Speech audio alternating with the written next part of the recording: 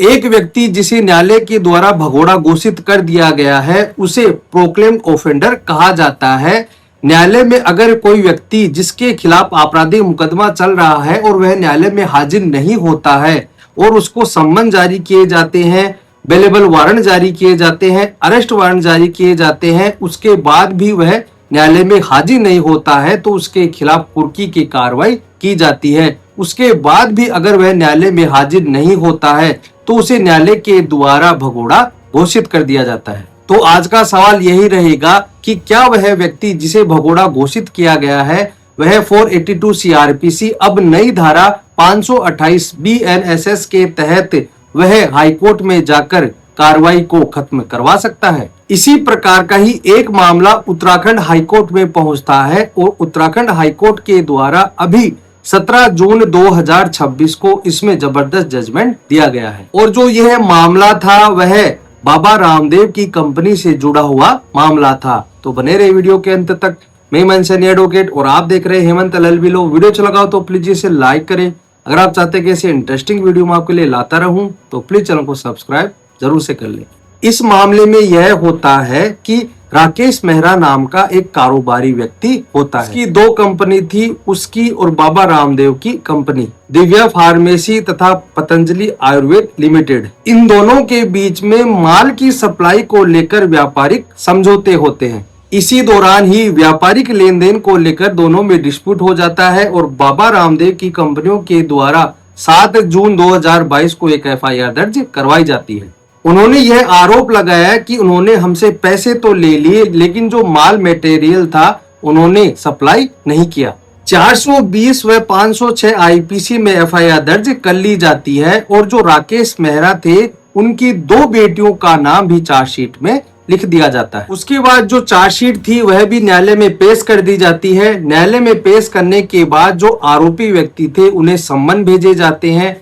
सम्मन पर भी वह न्यायालय में हाजिर नहीं होते हैं। बेलेबल वारंट जारी किए जाते हैं, उसके बाद अरेस्ट वारंट जारी किए जाते हैं, उसके बाद नहीं आते हैं तो कुर्की के वारंट भी जारी किए जाते हैं और उसके बाद भी वह न्यायालय में हाजिर नहीं होते हैं तो उन्हें भगोड़ा घोषित कर दिया जाता है। अब इस कार्रवाई के खिलाफ जो राकेश मेहरा थे उनकी जो 2 बेटियां थी वह जाते हैं उत्तराखंड हाईकोर्ट के पास।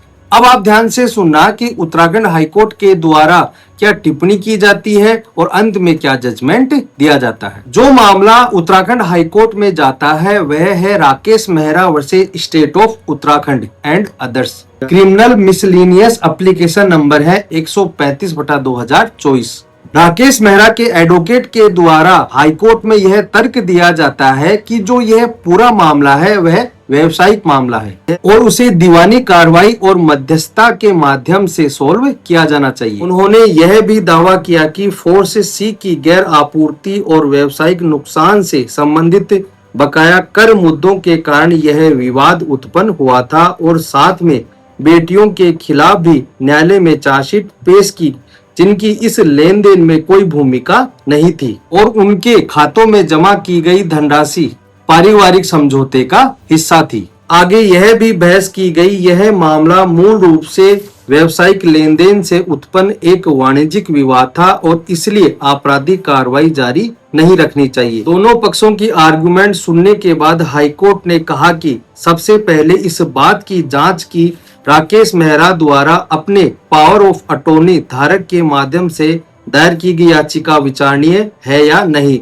जो राकेश मेहरा ने जो 482 सीआरपीसी में रिट दाखिल की थी वह पावर ऑफ अटॉर्नी के जरिए पेश की थी। वह खुद अपीयर नहीं हुआ था, न ही पर्सनली कोई डॉक्यूमेंट साइन किए थे। तो न्यायालय ने सबसे पहले यह देखा कि पावर ऑफ अटॉर्नी के जरिए ऐसा आदमी जिसे भगोड़ा घोषित कर दिया गया है और जो याचिका दाखिल की गई है क्या वह मेंटेनेबल है। न्यायालय ने इसका उत्तर नकारात्मक रूप से दिया और कहा कि जब राकेश मेहरा को न्यायालय के द्वारा सम्मन जारी किए गए थे तो उन्होंने जो जांच है उसमें सहयोग नहीं किया और उसे भगोड़ा घोषित कर दिया गया था और उसके खिलाफ लुकआउट सर्कुलर जारी किया गया था। न्यायालय ने यह भी पाया कि अंतरिम सुरक्षा दिए जाने के बाद भी वह निचली अदालत के समक्ष पेश नहीं हुआ। सुरक्षा संबंधी चिंताओं के कारण विदेश में रहने की व्याख्या को खारिज करते हुए पीठ ने कहा कि इस तरह की आशंकाएं न्यायिक प्रक्रिया से बचने का औचित्य साबित नहीं कर सकती। जो आशंका जाहिर की गई कि सुरक्षा कारणों की वजह से विदेश में रह रहे हैं, इस वजह से उन्होंने पावर ऑफ अटॉर्नी की वजह से याचिका दाखिल की। हाईकोर्ट ने कहा कि इसका कोई लाभ नहीं मिलेगा। उच्च न्यायालय ने पाया कि जांच में बैंक रिकॉर्ड, ऑडिट रिपोर्ट और चार्टर्ड अकाउंट की रिपोर्ट सहित दस्तावेजी साक्ष्य प्राप्त हुए हैं। इसने इस बात पर भी ध्यान दिया कि एफआईआर दर्ज होने के बाद मेहरा की बेटियों के खातों में बड़ी रकम स्थानांतरित की गई थी।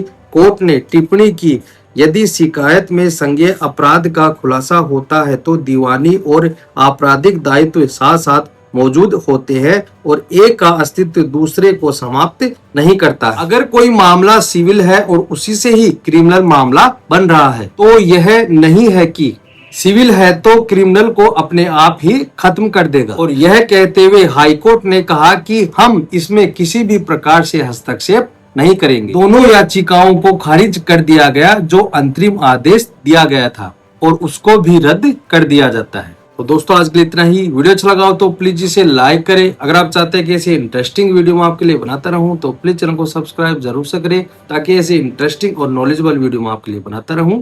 धन्यवाद।